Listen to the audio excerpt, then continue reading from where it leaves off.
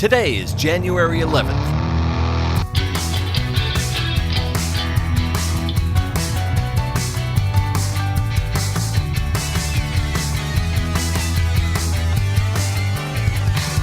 It's the 11th day of the year, and this is the On This Day podcast. One quick note on yesterday's episode. If you listened to it, you probably A, loved it, and B, you may have noticed that I mentioned the founding father and future president of the United States, John Adams. But I didn't say John, even though that's what my notes say. I said James. Okay, I called him James Adams. Here at On This Day podcast, we pride ourselves on our 98.7% accuracy rating, so there's one for the 1.3% column. High five to the eagle-eared at Lisa Bisa for doing the quality control on that one. Many thanks. And for those of you binging in reverse, sorry, spoiler alert. On this day in 1922, a 14-year-old diabetic named Leonard Thompson receives an injection of insulin. Leonard has had type 1 diabetes since 1919. It's a terminal disease, and he's lucky if he lives more than a year or two with it. 3 years later, he's not doing well, and his only hope is a starvation diet that reduces him to a mere 65 pounds, when other teen boys his age are weighing in at more than twice that weight. In early January, he's admitted to General Hospital in Toronto, Ontario, Canada. And on this day in 1922, Leonard is slipping in and out of a diabetic coma and close to death.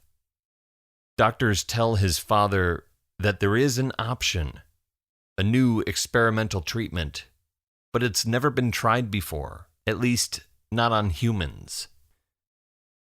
The year before, in 1921, 3 Canadian physicians begin experimenting with pancreatic secretions. A young surgeon named Frederick Banting has been exploring the role of the pancreas in regulating sugars and carbohydrates and creating anti-diabetic secretions. Banting gains the support of Dr. John MacLeod, a professor at the University of Toronto, who provides laboratory space, equipment, a medical student named Charles Best to assist, and 10 dogs to experiment on. Banting and Best proceed to remove the pancreas from one of the dogs, causing it to develop diabetes. They ligate another dog's pancreas so it degenerates and stops secreting digestive juices. From the degenerated pancreas, they create an extract which they inject in the diabetic dog, and that dog shows signs of improvement. The experiments continue throughout 1921. They make more diabetic dogs and turn to pancreases from cattle to create a larger supply of extract, which by now they're referring to as insulin.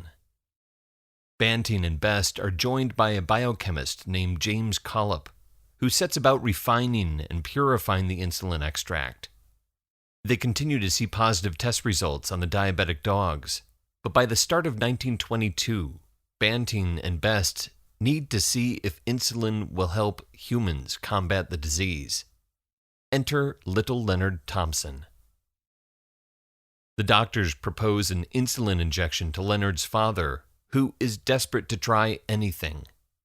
He agrees to let Leonard take part in the trials, and on this day, Leonard receives his first shot of insulin. He has a severe allergic reaction to it, and the insulin has no effect on his condition. The rest of the series of injections are canceled, and the doctors try to figure out what went wrong. They come to determine that the insulin injected into Leonard was just too impure a form of the extract. The biochemist Collip sets to work purifying ox pancreas extract, and 2 weeks later, he has a purified sample. Leonard Thompson receives his second injection 12 days later on January 23rd, and he shows no side effects.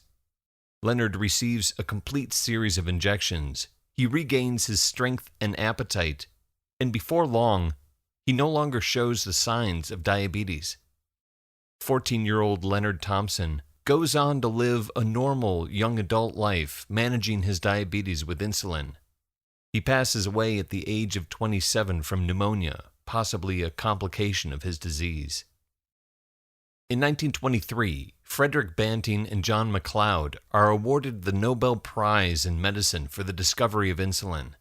They are infuriated that their colleagues are overlooked by the Nobel Committee, and Banting and MacLeod split their prize money 4 ways, sharing it with Charles Best and James Collip, who deserve equal credit for creating a successful treatment of diabetes that is first used on 14-year-old Leonard Thompson, who receives the first human injection of insulin on this day in 1922.